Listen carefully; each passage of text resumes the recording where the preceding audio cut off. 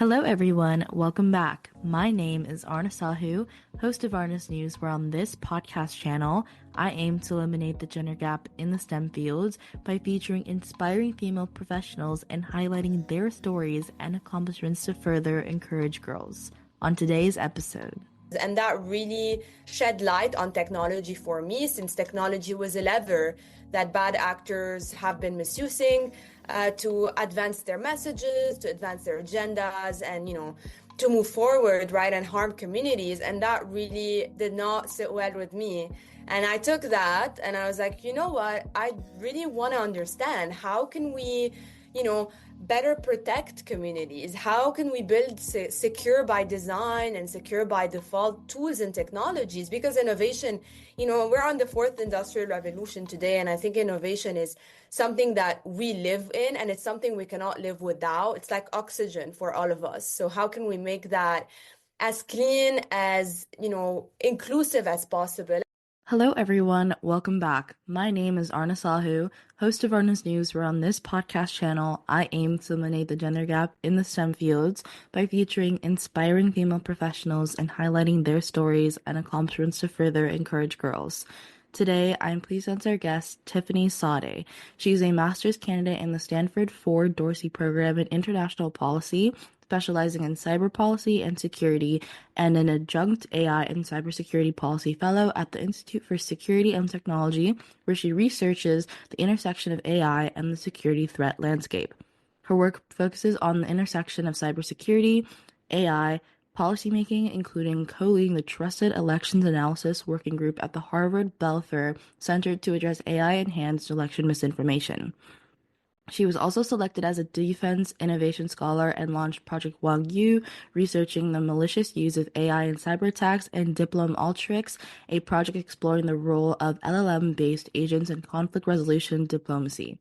At Stanford, she studies data privacy risks in foundation models and collaborates with trust and safety experts to develop AI-driven content policy models. Tiffany has briefed governments, academia, and industry leaders worldwide, including NATO representatives and the U.S. Secretary of the Air Force, and contributes to drafting AI safety standards with IEE and Thorn.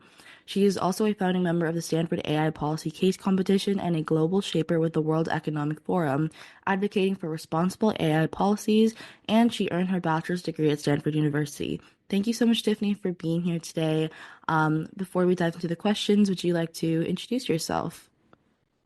Thank you so much, Aarna, for having me. I think the mission behind this podcast is really important. Being in a very male-dominated field, it's really important to shed light on the women voices that are charting the way for more inclusion, more diversity, but also more innovation that is collective. So as you perfectly put it together, I'm Tiffany.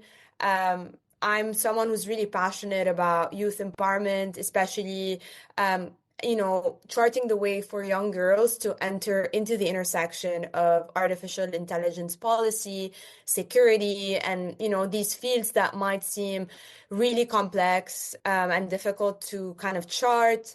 I have been in this field for the last 2 years and a half and have a background in geopolitical risk and international security as well. I was born and raised in Beirut, Lebanon, and really from a young age, this passion for women empowerment, technology, but also security has been my bread and butter for the last 20 years of my life. So it's great to be here. Thanks for having me. Of course. Thank you so much, Tiffany. So my first question for you is, tell us a bit about your career path. So it all started in 2019. 2019 was the year where we had a Lebanese revolution, and that's the time where there was a lot of instability in the country, and I really discovered the power of togetherness. And by togetherness, I mean really seeing boys and girls from all walks of life, fighting for justice, fighting for inclusion, fighting for stability, for all of these things that, resonated very deeply in my heart. This is how I started having this hope in my heart that, change is possible, and not only political change, but technological change, technological inclusion, all of that is really possible beyond the confines of injustice, of corruption. And that really took me to Stanford at 17 years old, started my bachelor's there, and really discovered my passion for understanding how policy and technical tools in the toolkit of change could be used together in tandem to really drive safe innovation forward. And that's something that, I've dedicated most of my life to, is to understand what does safe innovation mean and what does innovation mean in a world where there's asymmetric access to technology. Women and men are also not regarded as equal in a lot of ways. So how can we really empower every single person with the tools and the innovation necessary to dream big and to execute? And that's kind of what I did as a young girl. I started doing a lot of work in the think tank space where I was doing hardcore research on, counterterrorism, security issues, and that really shed light on technology for me, since technology was a lever that bad actors have been misusing to advance their messages, to advance their agendas, and, to move forward, right, and harm communities. And that really did not sit well with me.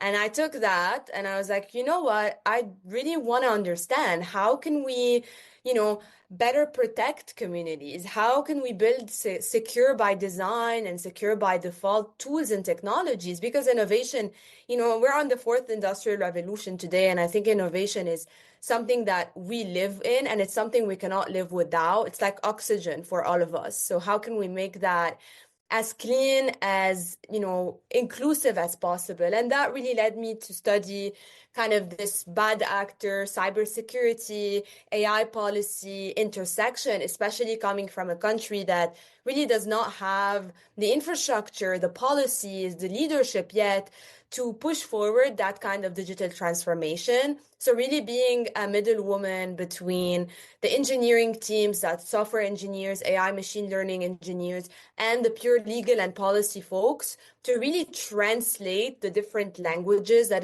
are being spoken when we talk about AI safety, AI security, cybersecurity policy, all of these things, right? Like we have a lot of linguistics that are very technical there and that could be interpreted in very different ways. So I see myself as this harmonizing role to really bring these two poles together so that we don't end up with increasing silos in the field.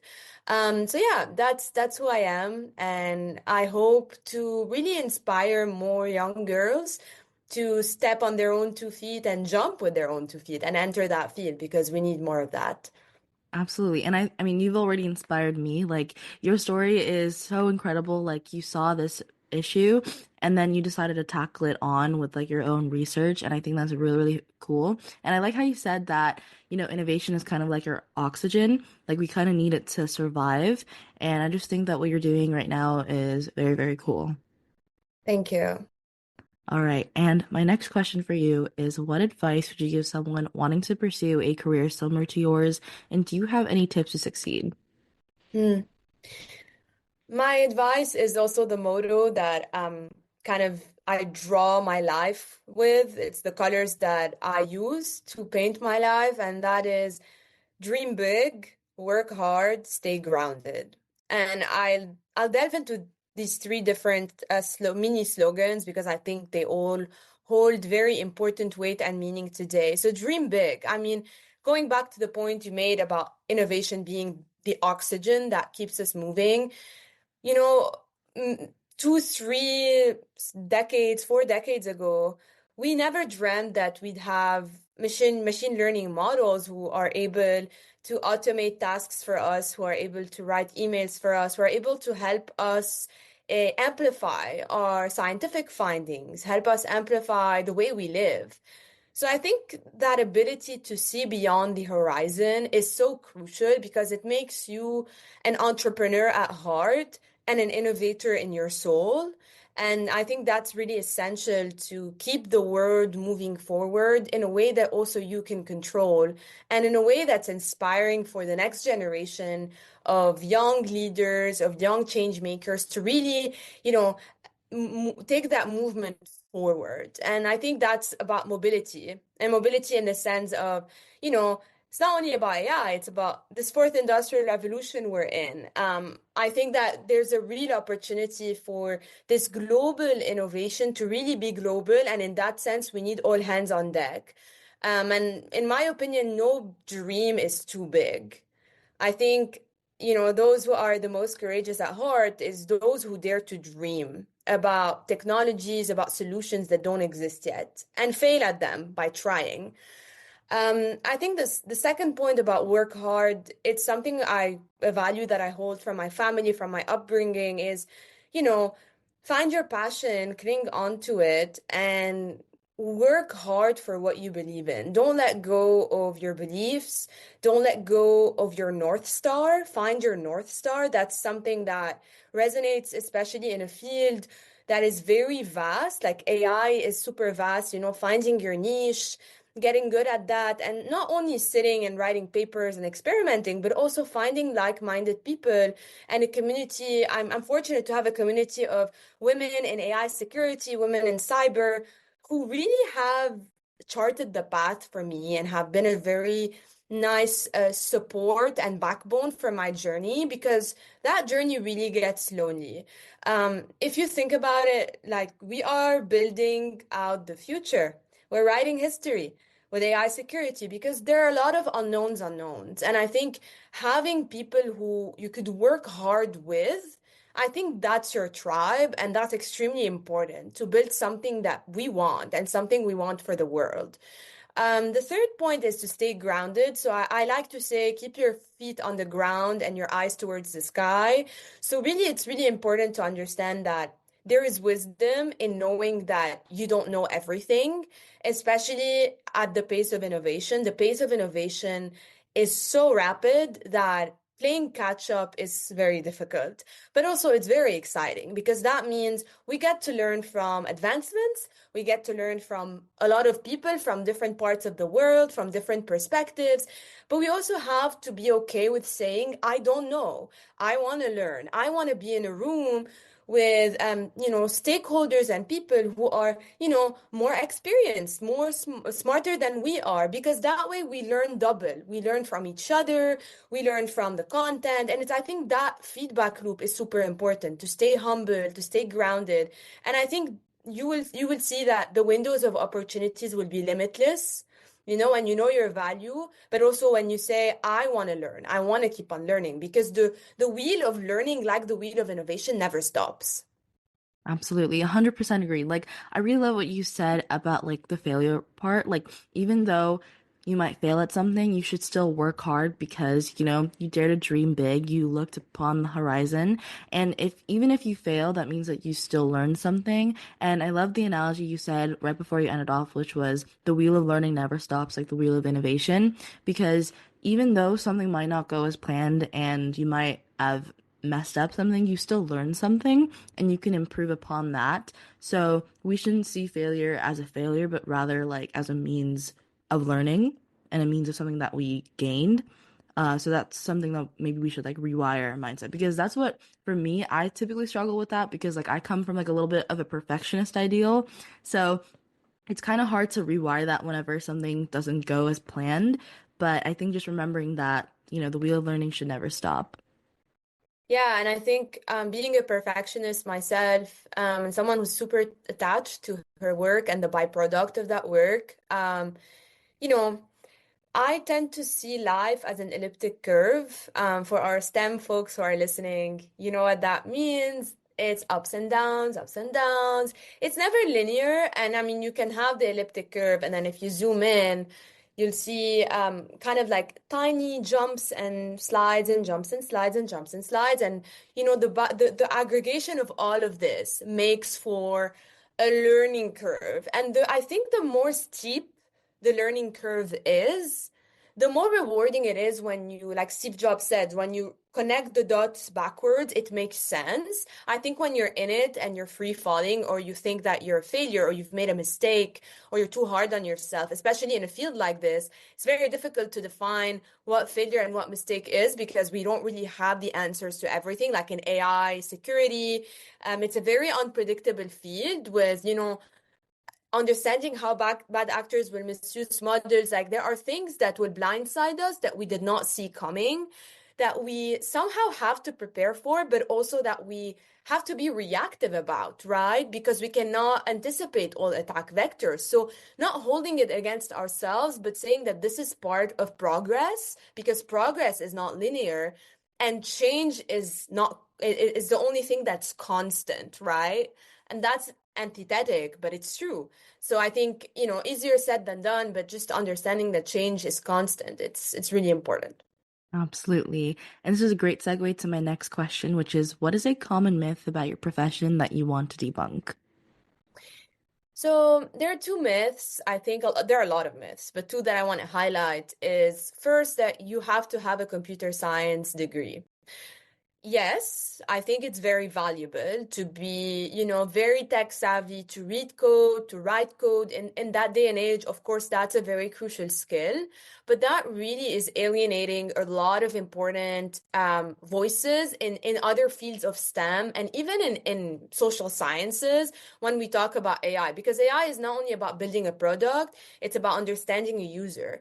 And then it's about a deployment strategy. It's about security. It's about the environment as well. It's about, data centers and energy with AI. But it's also about governance. So I think if we really want to be successful, or like if we want to put a KPI on what do we need today in the 21st century in this AI age, we really should not be saying it's only ML engineers and the rest is on the side. I think we should find a way to bring ML engineers, social scientists, people who care about the environment, people who work in government, lawyers, etc., to work in tandem and create a structure that really reflects the global effect that AI has and the cross-sectoral effect that AI has, right? So I personally am someone who learned how to be technical. I wasn't technical at the start, but also the reason I went into my niche and my North Star, which is AI security and AI security policy,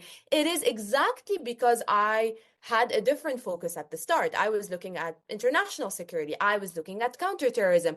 And the insights that people like me bring into the AI field are very different. We come from a very different perspective, and I think that's very valuable, because we need to be prepared for the scale and speed that the technology is going to have across the world. And that means we really need everyone to pull a chair at the decision-making table.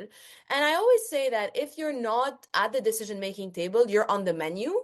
And that applies for people who work in different sectors who will be affected by AI positively and negatively. Countries who, third world countries who unfortunately might not have the access to these tools, or might not have the AI literacy that's necessary to jump aboard and make sure that they're aware about fraud and misuse and deepfakes, etc. So I think, all hands on deck is kind of the first thing we need to emphasize when we talk about this field. Now, the second thing is we tend to equate AI with innovation and with risk a lot of the times, which is true. But in my field, we tend to forget that there's a huge component of AI that is about ethics and is about also national security. And I think trying to understand how to integrate AI tools in a way that's effective, in a way that's secure within, global governance bodies, within policy, how to innovate and have a secure measures as well, over regulation, under regulation. These things are very misunderstood, and I think we still have not found a middle ground for that question, or for this consideration. And is this exactly why, coming back to my first myth, we really need all backgrounds to be involved in this at different levels of the AI life cycle and at different levels of the field as well, since it's cross-pollinated across the world and across sectors. If I were to, talk to my younger self, I think she would have never thought that Tiffany would like be in AI security policy. She probably would not know what AI is, my 5-year-old self. But I know that my 5-year-old self would tell me to break the glass ceiling. And that's something that we talk a lot about as women in AI and cyber is that we feel that there's always a roof of like, this is the expectation you need to reach. Well, how about we break that ceiling and then we soar for higher and higher and higher all together? And I think, the field can get lonely, it can get siloed. So I think breaking that glass ceiling altogether, especially to make it easier for young girls to enter the field, I think that's extremely important. Absolutely. And I love what you said, trying to break the glass ceiling because when we come, like, as a student myself, a lot of people are taking computer science because they know it's going to be valuable, which is great. But then the other people who aren't interested in that field kind of feel limited, like they might not have the greatest perspective, like, in their future, which is totally false because, as you said before, like, we kind of need all hands on deck, like, regardless of what your background might be. And regardless of what perspective you might offer, because we all need that in like the many years to come. And as you said before, like your 5-year-old self wouldn't have thought what AI even was. Like it shows how tremendous artificial intelligence is, like how much it has grown. So like if that's the progress we've had so far, then like imagine the progress we can have in the coming years. So, we need all hands on deck. And even if you aren't interested in CS, if you're interested in something else, I'm 100% sure that we will need you later on. Yeah, and I think obviously we are in the AI age. People call it the AI wave, all of that. Yeah, that's true, 100%. But that does not mean that we need to box ourselves to fit the wave. You need to ride the wave, right? Of course, everyone has to ride the wave. We cannot alienate ourselves from, the emerging technologies with AI and quantum, etc. But we do not need to all fit into the same box. I think what another advice I would give is, not fitting in is not necessarily a bad thing. I never fit in. And I think the fact that you never fit in also gives you an advantage because you see the world through new eyes. You see the world through different lenses. And I think in AI, that's super important because you see AI beyond the innovation and the security landscape. There's a creative aspect to it, to building a product, to influencing communities, to understanding how AI is going to impact the world. That's extremely important. And I think as we previously mentioned, we need everyone. We need all hands on deck. And I wouldn't want anyone to follow a path just because it is, financially safe or it's relevant. That's extremely important. But I think what comes first and foremost, and hopefully we can get these two together, the financial stability, but also the passion. I think when you're so passionate about something, it doesn't feel like work to you anymore. It feels like you are part of something that's bigger than yourself, that's broader than yourself. And it just feels like you're writing history in a lot of ways. So you feel so small yet so big because of the impact you're doing. Absolutely. I love what you said there. And my next question for you is what are the best resources or books that have helped you find your career? There's a specific book that I read when I was starting out in AI. It's called The Atlas of AI by Kate Crawford. I really love this book because it goes back to what I was saying about, AI is more than just a technology. AI is about people. AI is about the unseen. And I don't mean about data only, I mean about people, because this book really highlights the environmental, human labor implications of, putting AI on the market and AI to life. It really makes you see that AI is more than just, computer scientists and machine learning engineers who are brilliant, who are really making breakthroughs into the field, but it's touching everyone, everywhere, at any time. And just like it's superseding innovation, it's also amplifying risks. It's also amplifying underlying inequalities that we have. Going back to the point I made about asymmetric innovation, fragmented innovation, who's paying the price for innovation and who's paying, the costs of it. I think that book was really eye-opening for me because I came into the field with the assumption that what would a girl who doesn't have a CS degree do in this field? Like I don't fit in here. That's not my place. But then you learn to make a place for you. And ironically, I made space for myself in this field. It took time, it took effort, it took confidence. And I realized that actually AI is much more than the technology. If anything, it is the technology underlying AI is shaped by a lot of different factors that I think, you need people from different backgrounds to kind of illuminate on that with their expertise. So I think that book was really helpful. But also, I would say the most important resource is people, it's mentors.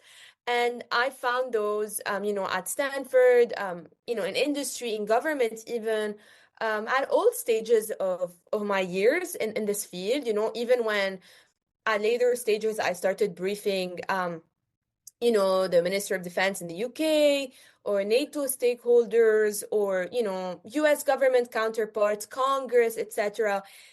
Even the questions they would ask you about your own research, about your own insights, would actually make me think about things in a very different way, would make me revisit what I thought was right when I wrote this, what I now think could be potentially more exact moving forward. And I think these feedback loops are super important, and having really supportive mentors. For me, it was a lot of women, even men, who have made it, in my view, and I look up to, and giving time and energy and support and guidance, for free, for nothing in return. And they call that paying it forward. And I think that's really valuable. And that's something that I learned I want to do with younger girls who are really interested in the field. It's very important to pay it forward because you don't want to gatekeep the passion, you don't want to gatekeep the knowledge, right? We want it to reach as many people as possible, regardless of where they're from, what they do, or what they aspire to be.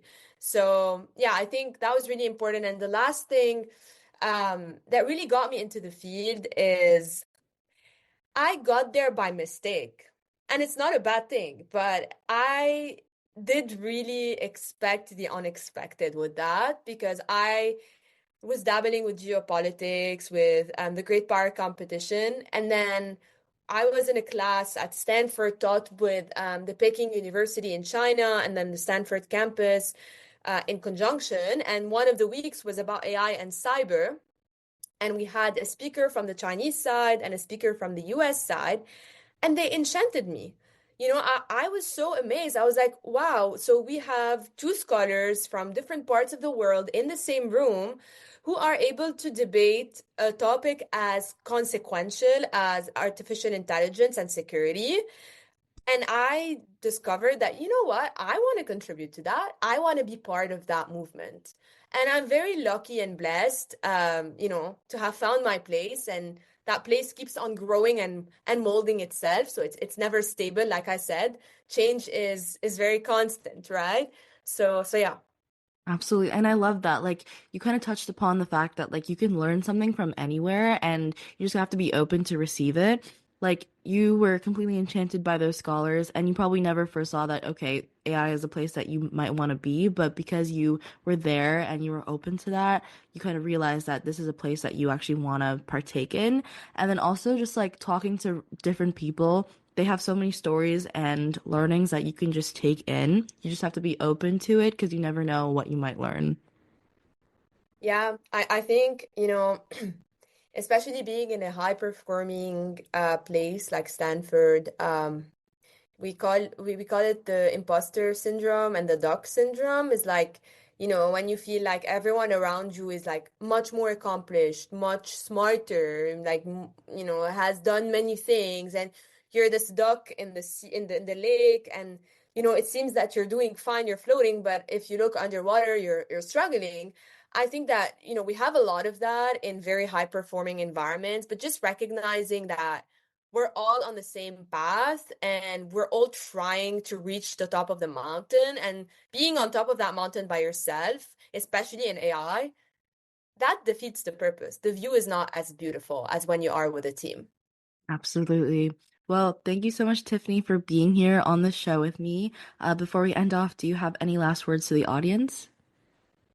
I think one last piece of thought that I'd like to share, food for thought, is just don't be afraid to, leapfrog and enter the AI field or the AI security policy field. I know that it is very cryptic. The barriers are very high in that field, but at the same time, we need you. We need every single hand on deck, as I mentioned many times. We need to shape the future that we want to live in together. And, it would be such a beautiful movement if we all collaborated on thinking what would be really beneficial for us in terms of innovation. How can we fuel innovation forward and also secure our infrastructure, secure our communities, our institutions, and how can we adapt and how can we prepare? All of these questions, we can't answer them solo. We really need all hands on deck. So, yeah, I also want to see more young girls braving the waters and riding that wave, and even maybe, being a captain of their own boats one day in that field. And that inspires me when I see a lot of older women really charting the boats and leading the way. I think that's badass and that's really inspiring. So kudos to that. And, I hope this episode, even if it inspires one person, or even if it makes you think again, I hope that, it makes you think about a curiosity of discovering the field and of joining us. Absolutely. Well, thank you so much, Tiffany, for being on the show. I absolutely love talking to you. Thank you so much for having me, Aarna, and, keep doing what you're doing. You are inspiring as well. Thank you. Thus, that concludes today's episode. If you want to know more about how I relate to these amazing topics, then stay tuned for upcoming episodes. A free way to support this show is by leaving it a 5-star rating and a review on the player you are listening to. Let me know what you enjoy about this podcast, as it's a chance to tell me what you love about the show, and it helps others discover it too. Once again, thank you for finding me, and I hope we stay in touch with each other. Dito, you're listening to Aarna Sahu, the host of Aarna's News. Toodles!